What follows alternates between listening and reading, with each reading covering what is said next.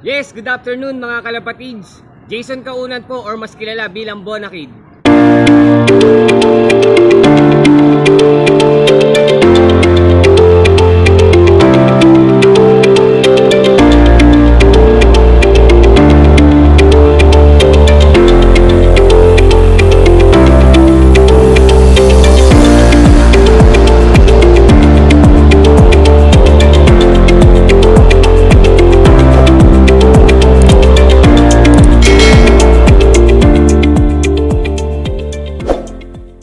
Mga kalapatids, no, sinubok tayo muli ng masamang panahon, so naging mahirap yung ating karera.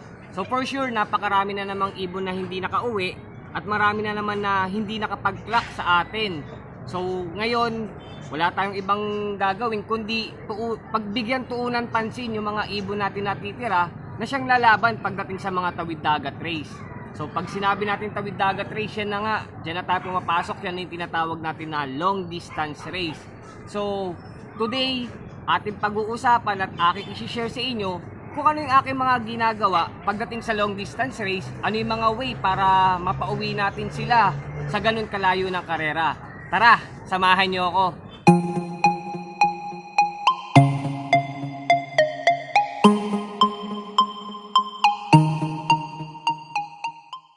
So yun nga, no, mga kalapatids, no, by Friday, loading na namin sa PHA for Allen Lab. So since Wednesday ngayon, ini-start ko nang bigyan ng pares yung aking mga panlaban na siyang magiging way natin para, or magiging dahilan para umuwi. So sa ganitong sistema at pamamaraan, ini-stimulate ko yung will to win. So, para umuwi sa ganun kalayong karera. Kasi unang-una, pagdating ng Allen race, yun yung tinatawag namin na auction race. So, kung makikita ninyo, ito yung mga panlaban ko. Meron sila mga asawa ngayon. At ito rin, so ito yung leading ko ngayon ito yung live at leading ko ngayon sa PHA. So, sana this coming Sunday, makapag-clock tayo. Kasi, konti na lang din na naglalaban ngayon. Maraming nabutas na ibon at hindi nakauwi nitong nakaraang linggo lang na karera. Kasi kung mapapansin ninyo, talagang napakasama ng panahon na yun. So, kailangan lagi tayong maging handa. At lalo na ngayon dahil palayo ng palayo yung karera. So, mga kalapatids, no, yan yung isang way na aking i-share sa inyo na kailangan bigyan natin sila ng pares. Yun nga lang, yung ganyang sistema is 50-50 tayo.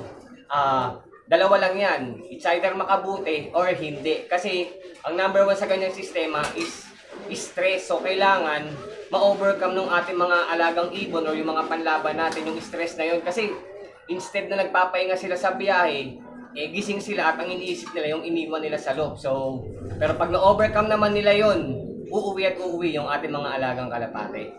So, tip number 1 yan, bigyan ng pares yung ating mga panlaban pagdating sa mga long distance race. So, ang tip number 2 naman natin para sa preparation, no, for long distance race, i-maintain po natin yung pagbibigay ng electro sa ating mga alagang ibon. Kasi napakalaking tulong nito pagdating sa pagkukondisyon sa ating mga alagang ibon, lalong-lalo na sa long distance. So, itong electrodes natin, gaya ng sabi ko sa inyo, napakaraming electrolytes sa merkado na inyong mabibili. Pero yung aking electrodes, meron tong butane. So, ang butane, ang function po niyan is nag-hold ng water sa katawan ng ibon natin na siyang kailangan ng ating mga alaga sa malayong liparan. So, hindi sila basta-basta madedehydrate kasi nga, may nag-hold ng water sa kanila. So, mas kaya nilang lumipad ng matagal at sa malayo. Second, meron siyang glycine. So, mamaya ipapakita ko sa inyo yung aking ipapakain sa mga alagang kalapate. So, nagbibigay ako ng maraming safflower sa aking mga alagang ibon na para nang sa gayon, kumbaga para pang gasolina niya sa katawan niya. No? So, yung glycine, ang function kasi niyan is yung mga taba-taba ng ating mga alagang kalapate is i-convert niya as energy. So, energy na siyang kailangan natin pagdating ng karera. At syempre, meron tong electrolytes. So, yun nga po, para ma-refresh yung mga nawalang fluid sa katawan ng ating mga alagang kalapate. Kaya napakaganda ng ating electrodes at laking tulong para sa conditioning sa ating mga alagang kalapate. Ang combination po niya is yung Promac. So, uulitin ko, 2 ml ng Electros and 2 ml ng Promac for 3 consecutive days during conditioning. So, Wednesday, Thursday, and Friday.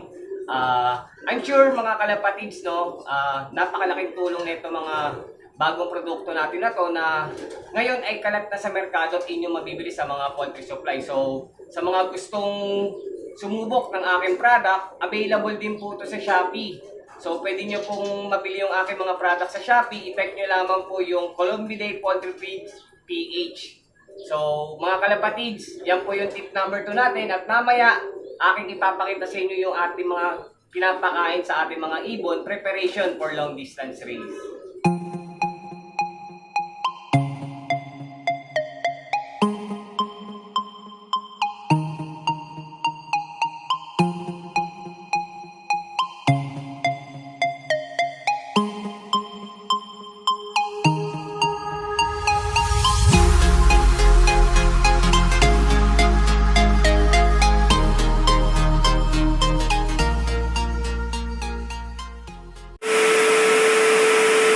So yun no mga kalapatids no, sana'y nakatulong yung simpleng tips ko sa inyo for this week sa aking episode. At sa mga hindi pa nakaka-subscribe, pakiclick nyo na po yung subscribe button nang sa gayon maging updated kayo sa mga videos na aking i-upload. Paki-like and share na rin po nang mapanood ng iba nating kalapatids pa na gusto rin matuto kung paano i-handle ng tama yung ating mga alagang kalapate. So pagdating naman sa mga produkto natin no, ang Electros and Promac at yung aking mga produkto ay inyong mabibili. I-click nyo lamang po to or pwede nyo i-search sa Shopee. Available po yung ating mga product at syempre sa mga dealers natin nationwide. So available at inyong mabibili yung ating pigeon product. So good luck mga kalapatids para sa karera natin sa linggo.